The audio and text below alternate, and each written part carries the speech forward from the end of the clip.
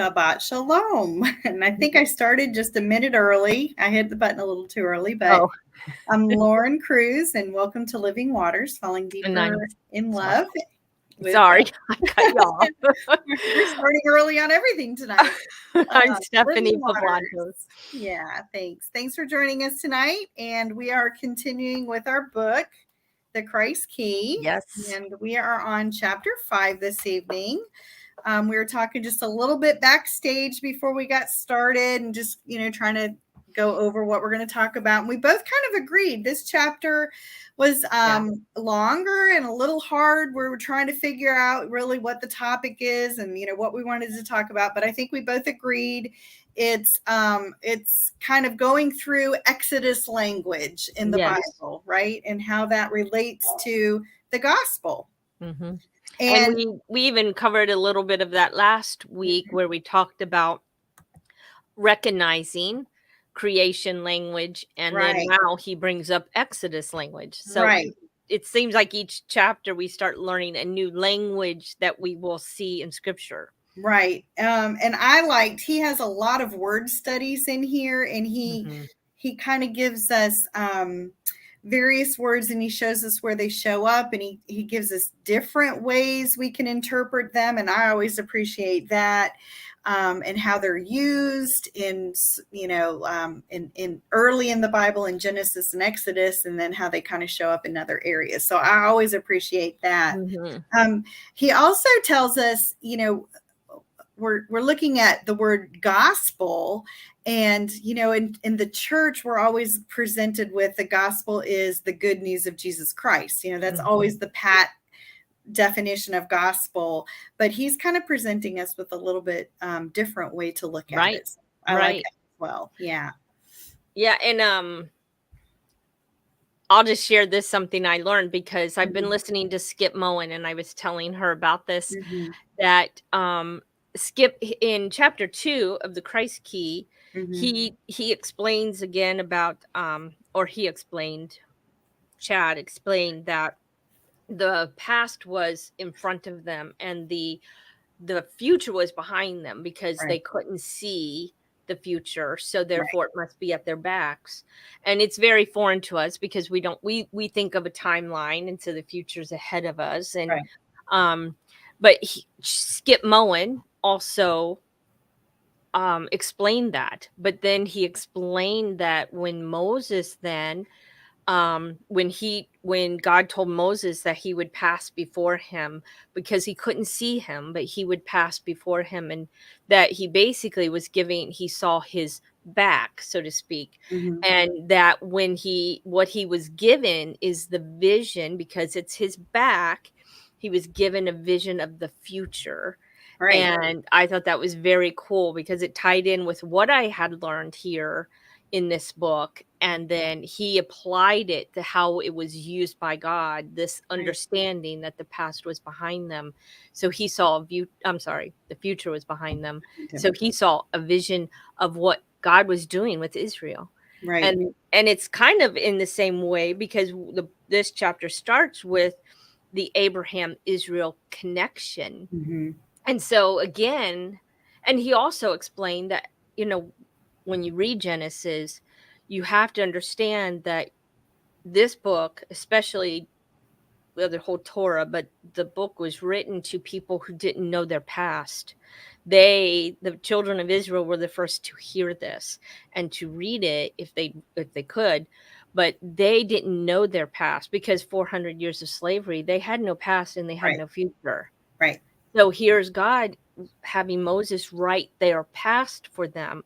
And so when we try to read it with 21st century American thought and vision, no, it's actually 2,500 years ago, or no, I think it's more than that, 3,400 years ago or something. You have to look at it from those people who lived then. And I think Chad makes a really good point of doing that. He tries to go back. And so when Abraham and Sarah and all of them, what they're doing is they're telling this redemption story and showing the Israelites, the children of Israel, their past and where they came from and where they began. So it's very interesting. Right. I think when we were talking about it, we discussed it how you're walking backwards. Right. Like you can't see what's coming, and Mm-hmm. you're walking backwards and you're seeing what you've passed. Right. And he said use those buoys, like those markers, Mhm. to keep you in line. So they Right. then understood, because by seeing that, you're right. I mean, that's a Right. good way of putting it. So yeah. Yeah, you're walking backwards. Yeah. So what Chad is talking about in this chapter is how we're beginning to see patterns. And so, we talked a little bit about, patterns of creation. And in this chapter, we're looking at patterns of Exodus, but also how it still follows, and you mentioned it, redemption. So it's patterns of recreations and patterns of redemption. So Yeah. we're looking for stories of Messiah and how he redeems things. And how does that idea of redemption tie into the idea of recreation? Because we're being called out, and we're having these Exodus ideas and these Exodus stories. So he starts with Abraham and Sarah, and they have their first little, he calls it a mini Exodus, because they're called out, from their lands. And he actually gives us, he kind of gives us a pattern to begin looking for. There's a famine, right? And they look good, things look good, but then there's a plague, and then there's a command to go. So he presents like this pattern, and then he gives us other things to compare that to. And even Adam and Eve are exiled, right? Right. So, they experience a bit of a famine, and they have a plague of sin, and they're commanded to go. Yes. So he's go ahead. But I want to back up before you Yeah. passed it. But on 88, he even talks, I think, about the because Sarah is beautiful in appearance, Right. and that same word is used to basically describe Joseph. Right. Handsome Her or great beautiful. grandson, right? And so it's very interesting again how that play on words again. And that's what we can't do, that because most of us don't speak and read Hebrew. Right. So we can't see these patterns in these words in Hebrew, because of course the words come out differently. So when you're speaking about a woman, it's beautiful in appearance. But again, the words that described Joseph was more handsome, in appearance or something. And so we don't think of it as being the exact same word, but Can we just pause for a second? How often do you consider Joseph her great grandson? Like, do you ever just ponder that? I know. We read it and we just kind of skip right over that. We don't even put that connection together. I mean, that in itself is kind of cool. Yeah. Yeah, we forget the family lines. They're all family. We just go over it real quick. But anyway, the same word, it's the same Hebrew word is used to describe her and describe him. And they're both going to Egypt. Yeah. In the Pharaoh's household. Yeah, because she was taken into his household, and then her great grandson is taken in. So we just see history replaying patterns. Right. Yeah. Yeah. Over and over. And that's what they would have understood when they read it. They would have understood these words and would have been like, oh, that word's been used before. It's the same word. Yeah. And then plagues, and they would have both faced, Pharaoh was dealt a plague, right? Yeah, because he for took dealing somebody with else's wife. Right. And then and Joseph the same. And when they left, they were both given lots and lots of wealth and riches. Gold. Right. I mean, Abraham grew wealthy because of that. And then when they come back, they settle in Goshen, which was a very wealthy area. Right. And we don't realize that, because when we get to Exodus, it's just the area of slaves at that point. It's no longer a wealthy area. It's very interesting how they go to the same places and deal with the same people in the sense.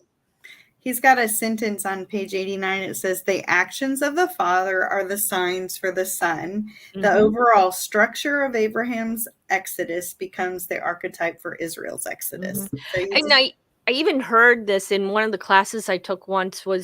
It was on family generational sin, mhm, and they actually used how Abraham had lied about Sarah, and mhm, then you have Isaac doing the same thing. He mhm, lies about Rebecca. And mhm, then you have Jacob who lies, mhm. and it was kind of, and then even Judah and different people in his family had, and they lied when they got rid of, you know, Joseph. Right. And it kind of stopped with Joseph. I don't think he doesn't come across in scripture as somebody who was a liar. He was actually very close to the Lord. But Right. it's very interesting because not only do you see these parallels in where they went and how they acted, but now the sins of their lives. And when you said that about the actions of the father, Mhm. you know, so you He, have lying there. I'm gonna continue on because you've Go ahead. mentioned some of them. He actually gives us a few more. He mentions a lot of the same ones You're you right. do. You know, 89. Jacob fleeing for his life from the wrath of Esau, Mhm. Israel under Moses, Israel's deliverance from Egypt is well known. Same thing that you just talked about. Israel under Joshua. Right. Um, uh, And then again, how they crossed the Red Sea, and then with right, Joshua, they crossed the Jordan, right, and both times the water was raised up. So you have right. that parallel. Right. He does all that. Mhm. Also, Gideon, Naomi, David. We've got a few more. Moses, like Gideon, Naomi with her family went into exile due to a famine in the land with Ruth. That's with Ruth and everything. Mhm. So, David running in the wilderness with Saul coming after him. Mhm. So He had to leave his more repeated, right? More exiles, more right. exoduses, more returns. So yeah, definitely. Mhm. He talks about, he's got another one that I underlined. It said they would think of the Messiah's work not simply in terms of giving us a new heart or teaching us about righteousness, but as an end time movement of God in this world to establish a kingdom to which he would lead humanity that they might live with him. Mhm. So that's kind of the goal. And then he really takes a little bit of a shift, and he goes back to Isaiah, and starts to link, like just like we did Yeah. last week with the other chapter, how we looked at Isaiah and Ezekiel to look at that language again and Right. compare the language of creation. Mhm. We went back to Isaiah again to look at the language of Exodus, and so Mhm. So you know, Isaiah 11 is the first right, chapter that he goes to, and then he goes also to Isaiah 51 and 52. But right, Isaiah 51, hmm, most of us know that chapter because it deals with the branch or the stump of right. of Jesse, which we always relate, of course, Mhm, mhm. correctly to the Messiah. Right. And I liked what he says here on 92, if you have your books and you're Mhm, following with us. mhm, In the first main paragraph, the earth shall be full of knowledge of the Lord as waters cover the sea. mhm. That is creation language. Right, So you see Isaiah using creation language. right. And he also uses like we'll see later, they use decreation Mhm. language in a sense. So they go back, even he talks about the words void and empty, Right. and or empty and void, and how those are decreation language. So it's Mhm, very interesting. But here then he goes, returning to David's imagery, mhm. Isaiah says, the root of Jesse will arise as a signal for the peoples. Right. I I love that. circled that. Yeah, well, I circled that, and then um, as Exodus language, Hmm. because when they left Egypt, it was Israel, but there were other nations Right. mingled among them. And Right. people don't realize that I Mhm, think that mhm, when God was on Mount Sinai and they came to the mountain mhm. and he gave the Torah, the commandments, everyone, all the nations were represented there, not Right. just Israel. Because when the slaves left, hey, if you're a slave, you're like, I'm going with them. I'm Jewish today. I'm going with them. And so, and that's some of them probably parted ways once they realized, no, I'm gonna go back to my own gods. Right. But the Jews didn't. And I Right. think that's significant when God offered the Torah and said, these are the rules in which you need to follow me. These are the laws that I have. Then he goes, this is what you do, because we're going to talk about this, but we're going to get rid of these other gods that you've been following. Right. Now, this is also creation language, because in the sense, like, if you go back to the first commandment given in the Garden of Eden, it was, do not eat of this tree. And then what do we see in Leviticus 11? Do not eat of these foods. Right. So that, again, that is Genesis language. He was giving him a very direct command of what they could eat, because it was following God. Right. And this is how you stay in tune with me. Wait till next chapter. It gets into that even more. I'm sure. Yeah, she's gotten ahead of me. So yeah, this is so interesting. Yeah, there's a few more. There's like coming up from Egypt, or up from the land of Egypt, and that's more Exodus language, more references to coming out of Egypt, because in the Exodus, they came out of Egypt. There's a little bit talking about crossing in sandals, and they know that in the Exodus their sandals never wore out. And even the buying back or purchasing. Did you say that already? No, I haven't mentioned that one. So he uses the same word of that redeeming quality, that word that basically to buy back, and that's in Isaiah. And so and we mentioned it's not just the people, but the Jews and Gentiles that he is purchasing. So we're way back, in Isaiah. We're already it's already being predicted or prophesizing that Jesus, when he comes, the Messiah, will buy back all people. It's not just about the Jews, obviously. Right. It's but it's so interesting, because did we talk about? Oops. Are you there? Can you? Yeah. Okay. You kind of went. I glitched. Yeah, you glitched. It's that we could go back to movie, but even, did we talk about the Exodus that was spoken of? Have we mentioned that before, when in the Transfiguration he talked of his Exodus when he was leaving? Yeah. That was last chapter. Okay, so I thought we had, but I just want to make sure. So even how that ties in, that Exodus ties in with all this Exodus language. Right. So that's Isaiah 11. So even in Isaiah 11 starts it, but then there's another reference when we get to Isaiah 51. And I really enjoyed this one. I even went and looked it up and read through it. In Isaiah 51, verses 9 through 11, there's some languages about, awake and arm yourself in the strength of the Lord. You know what? Let me see if I can look it up really quick, and I'll just read, because it's not a very long passage. Let me see. 51.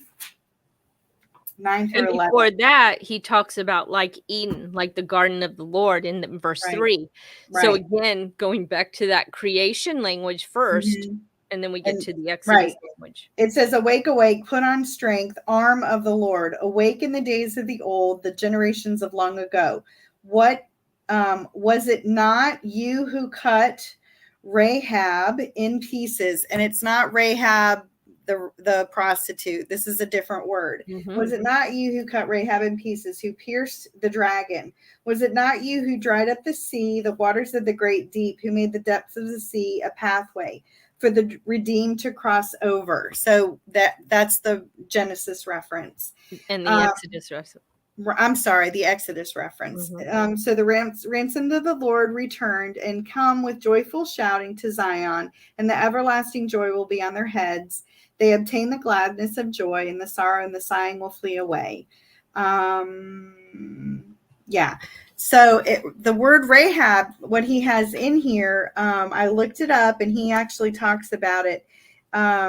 He's got a reference in here. The word Rahab, it actually means, it appears kind of bizarre. Why would he? It's a mythological creature, but kind of like the Leviathan in Job.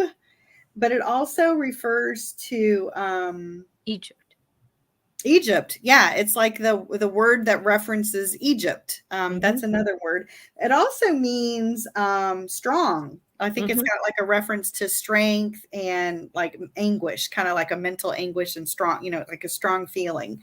So there's multiple references, like wordplay that goes into that word. And it says it's mentioned in Joshua 2 as a violent, watery conflict. And if you understand the ancient Near East point of view, water was scary to them. They had this mythical view that these leviathans lived, and these gods lived in the abyss, and the water was basically what killed them. When the valleys that they lived in would flood, they would be washed away. So they were afraid of water. Right. And so add that too to the idea of go cross the Red Sea, right? Walk across the sea. And, like, what do you mean you're going to split it and let us walk across? Like, what? What are you talking about? Like, that's crazy. Exactly. But the point too was when God acted, there were very specific ways that God overcame or taunted the gods of the land. Like he engaged in spiritual warfare in ways that when we read it really quick, we're not catching it. Like when we don't know that Egypt is called Rahab, right? When we don't know that, then we don't understand that God is defeating spiritual warfare. Or when the plagues represent a different god of Egypt, or the golden calf, or the snake of this, how the staff turned into a snake, and then that snake represented Pharaoh, or the god of Egypt, and they or wore pendants of snakes around their neck, or the one ass. there.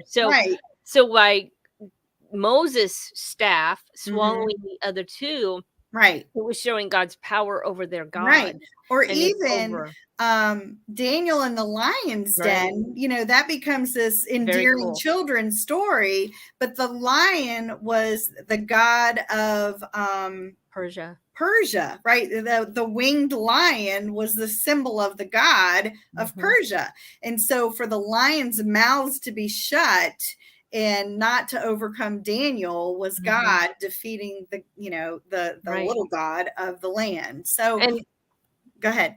Sorry. I thought of another one. Go for it. And this isn't necessarily a god, but you have Jezebel in the Old Testament, and you have Jezebel in Revelation. And so Jezebel isn't necessarily a woman in Revelation, but a type of person who was evil, who was leading people astray, who was controlling. So she represents the mindset, the mindset. Yeah. So the point that he makes is, so he makes 2 points. So in Isaiah 51, it's talking about how the idolatry of the time is completely defeated. And there's another point that there's 2 significant points for this verse. Idolatry and the abomination is completely defeated. And the second point is when the people come out of when the Exodus happens, it's not hasty, it's slow. And the contrast is when the Israelites left Egypt, they had to hurry, there wasn't even time for the bread to rise. They had to eat with their shoes on, and because they had to hurry out of town. Coats, the coats were tied, so there was no time to waste. But this is a military defeat. It's a spiritual, complete, utter spiritual warfare. And it's final, and all idolatry, all of the spiritual warfare is final. And there's no haste to it. Like we can linger and we can enjoy the time and celebrate as we leave, right? There's a celebration as we leave. Yeah. And that's all through then the last Exodus, in a sense, when we leave this world, when we leave even our own Egypt, our own wilderness, you know, it's very interesting because we are the new, you know, in a sense, this Exodus that Jesus began with his death and resurrection, began a whole nother Exodus for people, because now we don't die in our sin. When we love him, when we follow him and accept him, we now are taken back to paradise, to Eden, which is creation language again. So it's just so interesting. But I thought of something, if you don't mind that I bring this up, but kind of off track a little bit. But I wanted to share the question the way he asked it, because I like the way he worded it, but I can wait till you're done. I don't mind. Before well, it just kind of goes along with what you were saying. Okay. But with the whole imagery of God being on a mountain. Every time we see in scripture, God is on a mountain. In Mount Sinai, he's on a mountain. And what does his priests do? They come to him up on the mountain. You know, Mount Zion is like a mountain. So what does his priests go in his temple and go to him? And so what happened is we see other gods and other people putting their gods on a mountain and going up to him. So they copied this whole pattern of God and his mountain and his temple. And what you see this, and then again, God is breaking all these chains and all of these using gods, because that's what the astral poles, all these things that they built were on these mountains, and that's where they sacrificed their children and everything. So even that's a relation to what the God of Israel did, and then these false gods, they repeated exactly what God of Israel did. So that's a good point. When you're saying that, it brings to mind the word olam. You know, the sacrifice is called an olam. You know, that it's a earth offering rises up, you know, and so that just makes me think of that. He calls, you know, how is our salvation like this conquest? How is it a source of peace and hope when we think of our spiritual enemies are ultimately defeated? There's nothing still lurking around us. You know, like we can linger and we can enjoy this because, you know, we're not having to look over our shoulder. Like we don't have to worry about anything coming from behind to surprise us. So, and we don't realize in our own Christian lives, as we grow up, we inherit really the idols of our parents, right? And so what is this? Again, I think it might be in Isaiah 52 or the next in Jeremiah, but this God in our life is doing through his son, through the Messiah, a recreation. That's why we are a new creation, because what does he have to do? He has to break all the idols in our lives. And we may not think of them as idols because they're not some little, my son brought this from Egypt, but they're not some little thing here that we just kind of are putting up on a mantle. But, you know, when my husband, and again, I hate to say this, but when my husband cleaned out his parents' home after they died, they are Greek Orthodox, and they had shelves with their icons on it. And my husband looked at me and he goes, "What do you want? What do you think we should do with these?" I go, "We're going to throw them out and put them in the trash." And we are not taking them into our home. And we don't realize, though, those idols that we put, and whether we display them or we worship them in secret, we have idols. And our whole life is God trying to recreate us without our idols, without our strongholds and all of that. So Interesting. Yeah. I want to back up if I can, because we kind of jumped over it. What is the creation story in the actual Exodus from Exodus 14? If you go in there and read through Exodus 14, I marked a couple of verses, and I'm wondering if our listeners, if they went back and looked at a couple of verses, would they pick up on the creation link? So because that's our goal. Like, instead of people telling us now, here are the words, are we beginning to recognize this ourselves, right? So Exodus, good exercise. Exodus 14:20 is the first one. So the words I picked up on, it said the cloud moved along with, it was dark, yet the cloud gave light at night. And I thought, well, when I read that, it was dark and void, yet God said, let there be light. And so even though there was no sun, moon, or stars created yet, there was still light in the darkness. And so I what verse was that in? I missed it. That was Exodus 14:20. 20, okay. Right? So I kind of picked that up. And then in verse 21, a strong east wind began to blow. So a strong east wind all night turned the sea into dry land. And so the ruach is a wind, and the wind began to blow over the waters until dry land formed. So I kind of thought, well, that's a bit of a link right there with creation. And then and so I wrote. Go ahead. Are you recognizing anything? What are you seeing? Well, let me just back up, because I am studying. I've been studying. Okay, so can I just take a total tangent? I went and bought all of the new highlighters because I wanted different colors. This is a nerd in me, because I needed new highlighters that were pretty colors, so I can.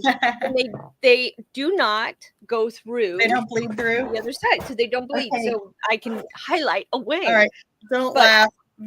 I have a. Don't laugh. Well, we're just. That's how I study about highlighters. I did, and I use one color marks everything through the whole Bible. So I use the same color through the whole Bible. Oh, funny. Yeah. Well, don't even get me started. But so I've been studying Bereshit, which is when in the beginning, God created the heavens and earth. And in the Hebrew word, Bereshit, there is this word, and you're going to know exactly what, but the yod means hand, and it's a mighty deed. It's what he does. It's a work, a mighty work or a mighty deed. And here we see in 31, when Israel saw the mighty deed of Adonai. Ooh. So there we go. That one was one that I saw because it's been in my mind. That's so great. Much. Very good. See, you're starting to recognize things. And then you have even the water came back and covered all the chariots, but the people of Israel walked on dry ground because I put dry land. Yeah, I put dry land. And separated. Anytime you see the word separated, that should be a trigger for a reminder. Because that's exactly what he did. So but then there's that decreation, because in 21 he made the sea become dry land, and but that's what you mentioned there. But then but the decreation is when the water then overtook the land. So that's the opposite. Yep, I have verse 20, verse 21, verse 21, verse 29, verse 31. So yeah. And it was divided. So isn't that interesting? Because when you start understanding that, and looking for that, and I guess that's a challenge that we could put out there, that definitely. Look for creation language, look for Exodus language. Hmm. And that may require you to go back to Exodus and go back to Genesis and Right, reread those to get right, that language in your mind. right. And then So, eventually, so Jewish believers are at an advantage because they read the portions, they read a daily portion every right, week.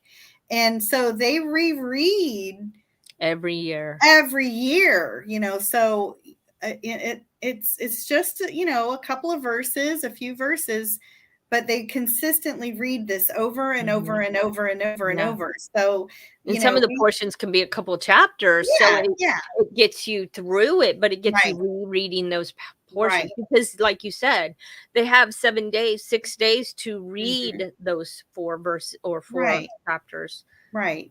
But they But become very so interesting. familiar with it, right? And they're Mhm, able to see, links of things, and mhm. they're definitely at an advantage. Yeah, and even when you look at slavery, Mhm. they brought us out of Egypt, out of the abode of slavery there, and I guess that's like the end of 13 there too. But Mhm. but what happened to Adam as soon Mhm. as he ate of the tree of knowledge of the Good. knowledge of good and evil? Mhm. He immediately became a slave Right. to evil. He Right. became a slave to that knowledge. Right. So it's very interesting when that's just very interesting, I think. So that's just me. Yeah. Very good. Um, on page 95, Okay. we're talking about the creation gospel here, Isaiah 51. I guess I went back to 51, but I know we went behind that, but I just wanted to share this one quote down here at the bottom. It says, the result of the Lord's new work in this new Exodus will be that the ransomed, and this is a quote from Isaiah, the Mhm. ransomed of the Lord shall return and come to Zion with singing. Everlasting joy shall be upon their heads, and they shall obtain gladness and joy, and sorrow and sighing shall flee away. And I think that's like a kind of a double meaning there, because it's when they finally got to their land, that was the feeling. When they got to their country, God gave them, but it's also a future look of how it will be when we go to heaven, Right. to Exactly. God's kingdom. That's right. So Very good. All right. All so right. What else? 52, did you go over Yep. everything there? Not everything, but Did we talk about the military messenger up on 97? nope, we did not. So But I he got a chuckle when I read Basar because I know yeah, you're looking for Basar Institute. yeah, Basara, because it's a different form of it, but it Mhm. means the same thing. Mhm. It's the gospel or the good news. And Right. he mentions here at the bottom of 96 and the top of 97 Mhm.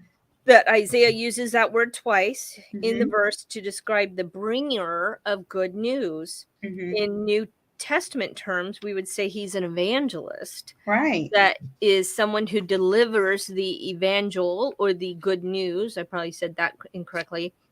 But the use of Basar in the Old Testament is almost exclusively in military contexts, where Right. runners return with news from a battle. Right. And then he just goes on to say, when he says, meaning Isaiah, your God reigns, he is speaking as a military messenger. He is Right. communicating the good news that all the foes of God, Israel's God, has been vanquished on the battlefield. Right. And he goes, and this also has Exodus overtones. Right. So very interesting. Yeah, he actually asks a question about that, like how would that change the idea of evangelism? How because we always think of evangelism very differently, Yeah, and how does that change right. the Yeah, idea of Lori's evangelism? tracking with us, so I just wanted Yeah. to say hi, Lori. I know Yeah. you're there. I'm sorry, Right. we get caught up in talking and we forget. We do. But you're right.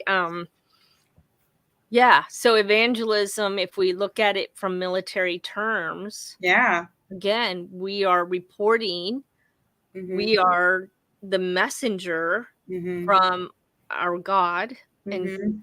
letting the people in captivity, right? We're letting the Mhm. people in captivity know that they don't have to be in captivity. Right. I think that changes a little bit too. Like we don't think much think often that unsaved folks are in captivity. We Yeah. don't really put that spin on it. They're slaves. Yeah, they're slaves. And I think, well, yeah, just further down, he said, Paul quotes Isaiah 52:11 to back up his admonition to separate oneself from communion with idols. Again, going back to the idol, living in idolatry is Right. living in captivity. Captivity. That is such a good quote. I mean, because we don't realize that, when all the years that I've been involved in church and teaching, we can talk about all the major sins we think of, but Right. rarely do people talk about idolatry because we don't look at it. We look at it in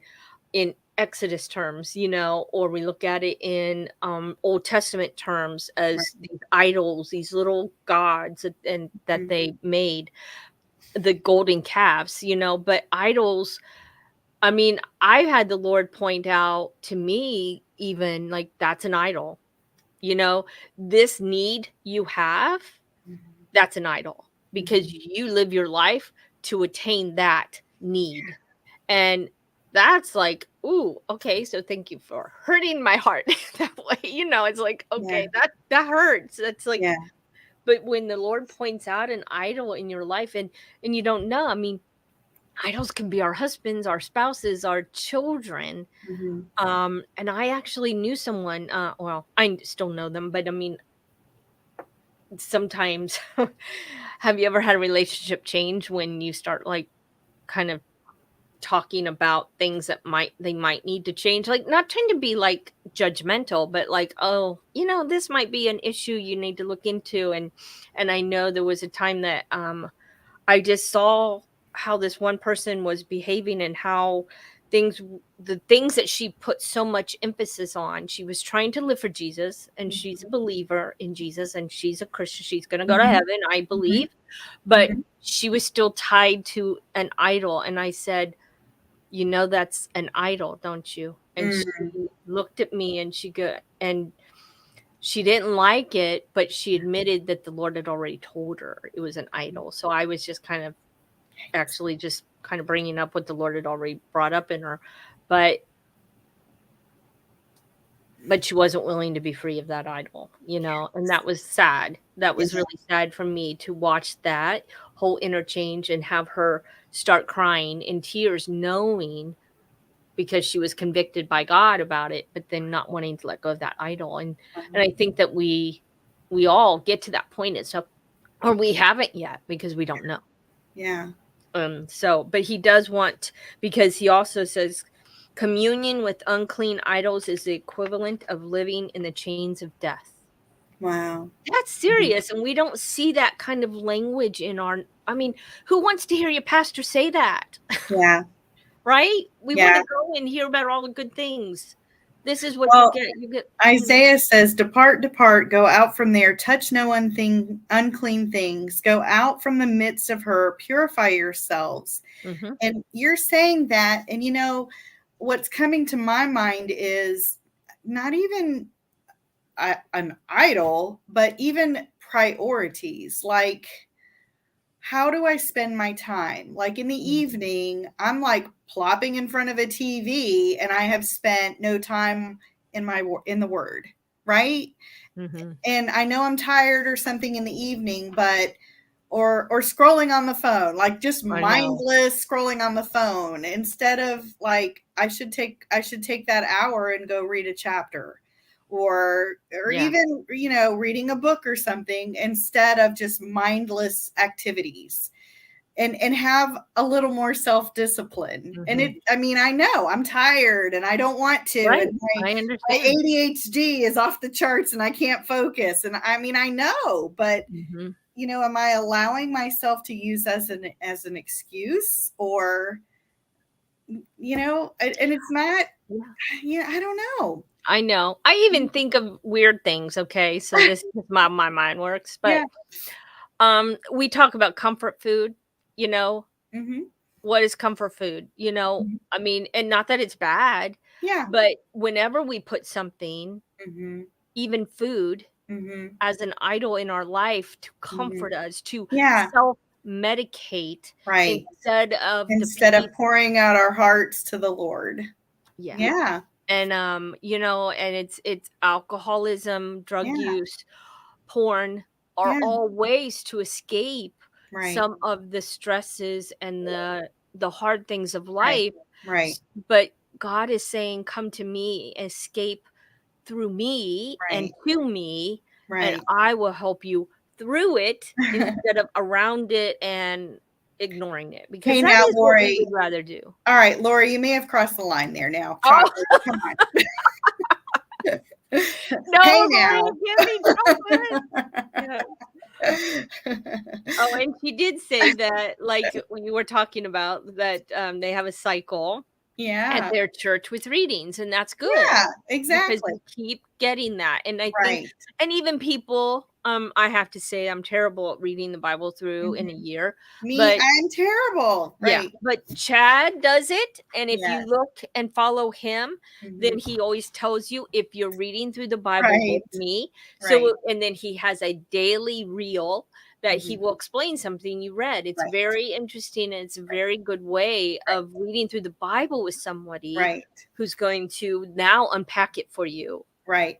Oh, I have to make a plug. There is a chronological Bible that has the dates, and Mm.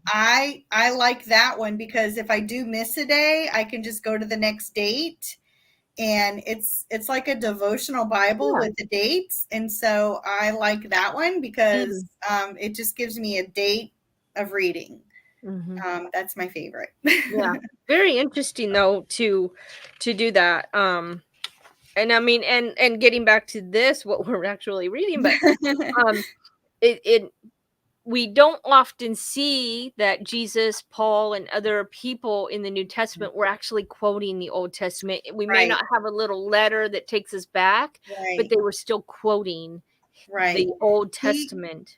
he actually made a point of that. Oh, he said, in the very beginning, Roman was not yet written during Christ's ministry, of course, Right. but Deuteronomy was, right? Ephesians was not penned for several more years, but Joshua had been around for centuries. So he What made that page point. is that on? Because I Page remember reading 86. Yeah, page 86. 86. Yeah, because I remember Torah, reading that. yeah, the books of Torah, prophets, and the writings, the Tanakh, compromise of long stories of salvation that Rabbi Jesus taught his followers. So those are the books that we must return to again and again. So yeah. And the thing that I love, can we jump ahead to Yep. Jeremiah 16 Yep. and 23?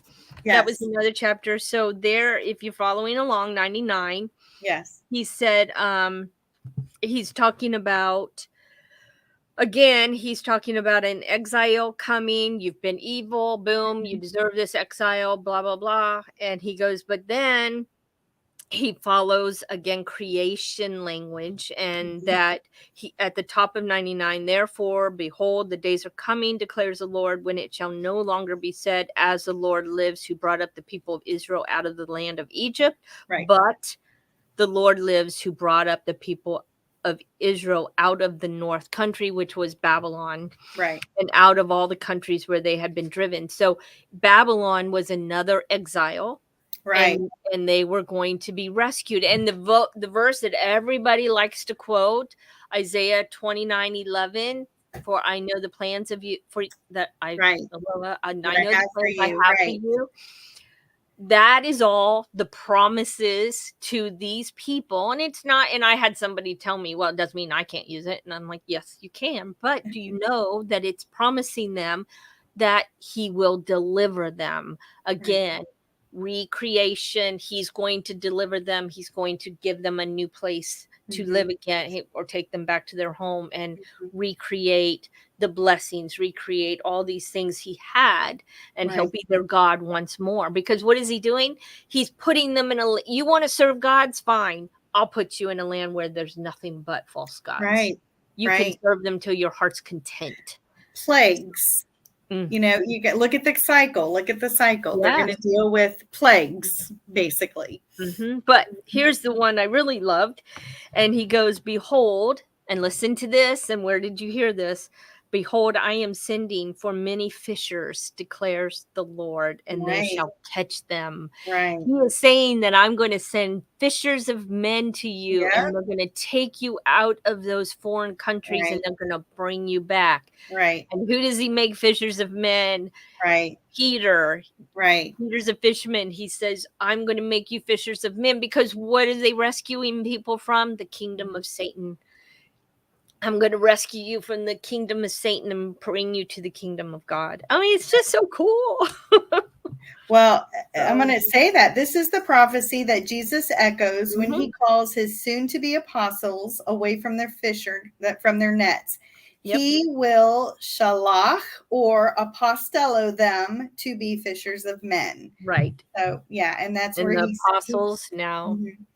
He says that in Matthew 4:19 and Luke 5:10. So he's saying, he's repeating the Old Testament. He's saying the same words of the Old Testament. And we see the same language in the book of Hebrews, right, where Jesus is now called the apostle because he is being sent. Right. Out. Right. So we see that language. We see it in Jeremiah. We see it in the New Testament, and we see it in Hebrews. And so it's, I mean, not that Hebrews isn't, but we see it in the Gospels. That's what I meant to say. Very cool, though, isn't it? And just how much we see. And again, if we don't recognize the language, then we miss out. And we don't have too much time left. But the other thing is, he talks about the Lord being our righteousness on page 100. And he said, in the middle of that paragraph there, that once more the Messianic Exodus is depicted as a recreation. Right. He says because again, he even uses the same language: be fruitful and multiply. Right. I mean, we saw that in Adam, we saw that with Noah, and now we see it in Jeremiah. He does. And then he brings that talks to cause to prosper, and is the same language that he's using about the sprout, sprouting the new sprout, that the branch that sprouts up, with the branch. The branch. And can I go back to Genesis? Because we have the tree of life, and then that tree of life is the menorah. So now this tree of life is recreated and put into the temple, because the temple is nothing but the Garden of Eden, where God inhabits and people come to it. Next week. I'm getting ahead, sorry. We're gonna have a good next week's really good. It's the next chapter is great.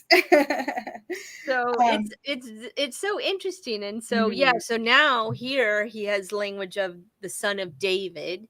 So we see somebody that he knows, and Jeremiah, of course, lives after David. So he's now going back to somebody they know and recognize, and of course, the in their minds, the best king of Israel. Right. So, but now he's saying he's going forward in the sense that we understand it, to who is the son of David and how he will be their next deliverer. Right. Because David kept them. They were in a good place when David was king. He was at peace. And Psalm 18 is amazing, because it talks about this a lot, that David recognizes that he is their stronghold. God is their stronghold, and he is their refuge. And he promises David in that psalm that he will be at peace with everyone, because he will make them, basically, he'll be in control. He'll be a mighty king who will be in control of all these people, and he will make them fear him and his God. And it's very interesting, but they will no longer be slaves to their enemies like they had been before David. Right. But even David experienced an exodus. Right. So yeah, they're still able to and you can see that I think everybody has to in order to be saved. Right? I mean, or redeemed or brought out of. Right. Right. The last example, we only have a few minutes, so we won't go too far into it, but he talks about Hosea. And I thought this was the most abstract. It was of all the examples. So we looked at Hosea and the comparison of marrying the prostitute and the relationship of how that is, representative of Israel. And I thought it was interesting, and I didn't, I underlined like the last chapter or so, but I really liked, all of that change. God says when the new and improved exodus of the Messiah will enact, when the son of Carmi made Israel laments, God will give her a new vineyard, the wine of rejoicing, the door of hope will be slammed in their face, where they have been troubled in both body and soul after the theft of death. Will be transformed into a door of hope, and they will re-enter into the promised land afresh. So, and I don't know if you guys know this, but cord, it can be translated as hope. I didn't know if you guys knew that. Is that neat? Yeah, the cord, where Rahab tied the cord, that word can be translated as hope. Because they knew, wasn't it to protect that area? So that's where she was, and to rescue her and her family. I love on 104 at the bottom, Hosea is like a prophetic Rumpelstiltskin who has spun a golden future for Israel out of the straw of her past. So, and then he talks about when the Messiah comes, he will take his Gomer off the street corner, away from the brothel of idolatry. Again, this whole thing of idolatry. And will charm her into following him back into the wilderness. There she will hear the voice of John the Baptist. So now he's going ahead into calling her to repentance. Yeah. And washing her in the Jordan. Right. And all what he's going to do for his people when he comes back. And it's just so cool to see how he ties it all together, because not only is he a good teacher, but you can tell that he has made and been taught all these parallels and all these tie-ins. And that's a deep dive into scripture. Right. And he understands the Hebrew. He can read it and pull it all together. So. Right. All right. That's a lot. But I'm starting to recognize patterns a little bit more. I mean, I really, really appreciate when he gives me the word studies. And I love the words. I love the little plays on words, and I'm starting to recognize things a little bit more. Chapter 6 is next week, and I think we're going to end up pre-recording and letting it play next Friday. So you guys are welcome to watch the replay. Yeah, because you won't be able to make comments. Yeah, we won't be able to respond to your comments, but please make comments, and then we'll jump on and answer them on our Facebook pages. Right. Love to do that for you guys. But next week, it is the sanctuary garden of the God. And what he does is he starts to talk about how creation is recreated in the tabernacle and the temple. So it's very cool. It's very cool. And again, you're going to start seeing the patterns again and looking at the words and the images that are just recreated again. So, and I know that only because I've been reading other books who do the same thing. And so it's very cool to see the Garden of Eden keep coming up in scripture. It's good stuff. So we've got a couple more chapters to go. And then the next book, again, if you haven't ordered it already, it's going to be the Epic of Eden. And we'll just continue to, walk through it chapter by chapter. So we invite you to go ahead and order it ahead of time. And I don't know. I think we might have to do Skip Moen's book after that. So once we get into the fall, we got like a whole pile of to be read. So thanks for joining us. Yes, Shabbat Shalom. Yeah, Shabbat Shalom. Have a good evening. My husband, it's my anniversary tonight. So we're happy anniversary. Thank you. 33 years. Yeah, we're going to go to dinner in just a little bit. So thank you guys for joining us on Living Waters, and have a great evening and enjoy your Shabbat. So thank you. Let me go find where our disclaimer is. Good night, guys. Good night.